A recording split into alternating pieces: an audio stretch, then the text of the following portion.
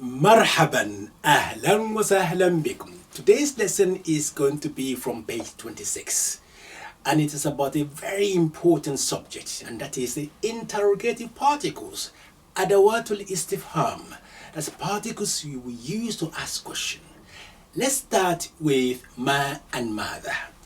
So, ma means what. Mother also means what. This is a particle, but this is interrogative pronoun, really, because it's a combination of ma, which is what, and the, which is demonstrative pronoun. So, ma, you say ma hadha. Masmuka, what's your name? So you can use it that way. But mother, you can say mother to read. What would you like? So you're looking for a kind of action, really. You can say mother indak. What do you have? So idea of action is to follow mother, separate it from ma. Because remember, ma is particle, which is interrogative particle. This is the same ma in combination with the demonstrative pronoun. It's combined. That's why I say interrogative pronoun. So ma is what, mother also is what. Limadha. Here we're actually combining three things. Li is for. Ma is interrogative particle, and that is more or less like a demonstrative. But if you combine all this, it actually means like saying li for what? That means why. Limadha, why. So ma is what, mother also is what, and limadha also it means why. Sometime in the future we're going to go more deep into the differences between ma and mother, but for now that suffices. Next one, man. Man means who. Man anta, who are you? Man dhalika ar-rajulu, who is that man? Man tilka al-mar'atu, who is that woman? So man is who. Liman. Again we are combining li and with man. Liman, that means to whom or whose. Liman hadha al-kitab. Liman hadhihi sayyara, and so on. To whom this car belongs, for instance. Liman, they mean to whom or whose. Now, ayyu. You can say ayyun, ayyu. Depends what's happening in the phrase or sentence. Ayyu, that means which. And can mean also what kind of. Ayyu, which kind of, what kind of as well. Ayyu. We'll see that later on when we are using them in sentences. That will be more apparent later on. Becomes more apparent. Now, next one. Aina. Aina is where. Let's just move this one. So we have Aina, where. Aina kunta al-bariha. Where were you last night? Min aina anta. Where are you from? Kaifa, how, like Kaifa haluka al-yawm, how are you today? Mata, when. Mata raja'ta min as-safar, when did you return from your travel? Mata is when. Kam means how much as well as how many. We also use kam for when we ask about age.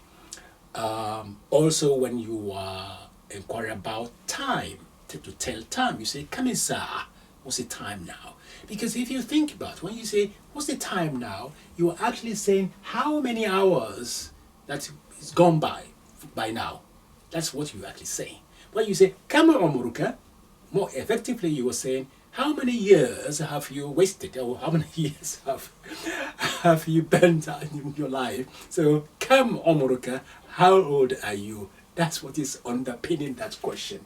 So kam meaning how much or how many. Now then we have anything else which doesn't have, it's not represented here.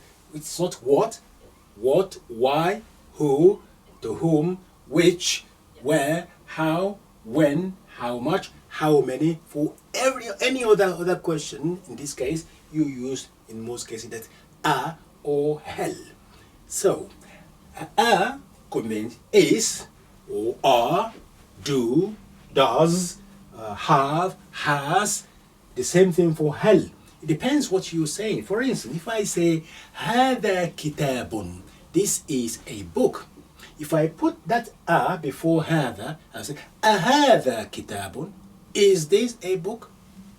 If I say أنت طبيب, you are a doctor. If I say أأنت طبيب, are you a doctor? The same thing for hal. So hal and a, which is hamza al-istifham, that's the interrogative particle. It depends on what is come after them to give you the precise meaning. You cannot translate them in isolation. Now, people like to ask questions, say, okay, what's the difference between the hamza istifham, hamza al-istifhamiyya, and the hal? What's the difference between them? Now, I will explain to you the difference between these two shortly. But let's just also I'm going to extend on that explanation a little bit about kam. So we're going to look at the kam and hamza and hal and look at the differences between the hamza and hal. Let's do that now. Now let's go through the differences between hal and hamza istifhamiyya. Some differences. Let's look at the common ground first. Here we have أفهمتم هذا الدرس? Have you understood this lesson? Don't say no. Right. أفهمتم هذا الدرس? Have you understood this lesson? Okay. You can use hamza to do that, or use hal. هل فهمتم هذا الدرس? Did you understand this lesson? Or have you understood this lesson? So you can use hamza or use hal. أهذا كتابك? Is this your book? Or you can say هل هذا كتابك? Is this your book? Because both of them can be used for questions which require yes or no answer. You can use them for nominal sentence or verbal sentences. So they have common ground there. They are largely can be used interchangeably. Now let's look at where they cannot replace each other. Here you have conjunction. So after waw and fa or thumma, you cannot use hamza to ask question, but you can use hal. For instance, I can say وَهَلْ قَالَ ذَلِكَ فِعْلًا? Did he actually say that? وَهَلْ قَالَ ذَلِكَ فِعْلًا? But you cannot say wa followed by hamza as a question. وَأَقَالَ. No, you cannot say that. That's clear difference between the way you use hal and hamza. Secondly, أليس الأفضل أن تستريح? أليس. Now you can use laysa, which is a negation, after hamza of istifhamiyya. After the hamza, which is a particle, interrogative particle, you can use negation like laysa or any other negation particles as well. So for instance, here you can say أليس الأفضل أن تستريح? Wouldn't it be better? Wouldn't it be better if you rest, take some rest, and تستريح قليلا? أليس من الأفضل? أليس الأفضل? Wouldn't it be better if you do whatever? But you are not allowed to say هل ليس.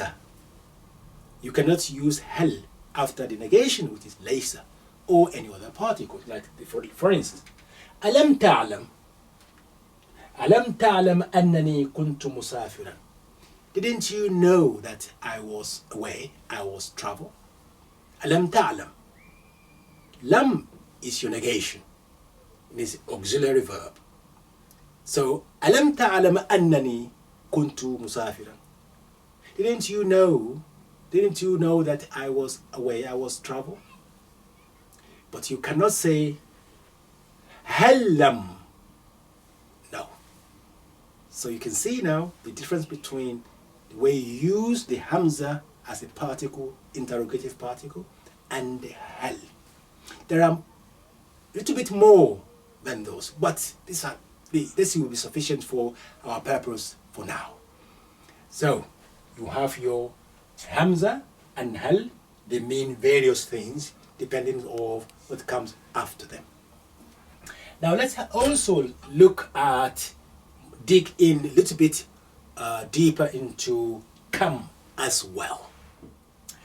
Now let's extend our understanding of come al-istifhamiyya a little bit further, and it is on page 29. Come al-istifhamiyya means how much and how many, as I've already mentioned. Now when you follow indefinite accusative singular noun, when you have indefinite like a singular noun, you have two fatha. Kam akhan laka, how many brothers you have. Kam daqiqatan fi sa'a, kam daqiqatan, how many minutes are there in an hour. Become junayhim, sometimes you can attach preposition be with kam. So become junayhin ishtarayta hadha al-qamis. For how much pounds did you buy this shirt? Now let's look at this side. But when it's followed by a definite noun, something which has, for instance, al, it's now become kamusa'atu. So kamisa'atu, we can put kasra here because of the sukun here. So kamisa'atu was the time. As I said before, you're actually asking for how many hours has gone by. That's what it is really. Kamisa'atu, what is time now? Kam umuruka, because this umur now, it is defined by idafa, by possessive, your age. How old are you? Say how many, your age, literally speaking. So kam umuruka, kam umuruki, how old are you? Kam adadu tullabi fi faslika. So how many students are there? What's the number of students in your classroom? So that's how you use your kam in a very brief explanation. Now, please, I want you to do your exercises for me. Now, we have finished now the page 26, which is Adawatul Istifham, interrogative particles. You will see there's an exercise 15. Please do that for me. Instruction is there for you. Exercise 15, and read page 28 and do exercise 16 as well for me.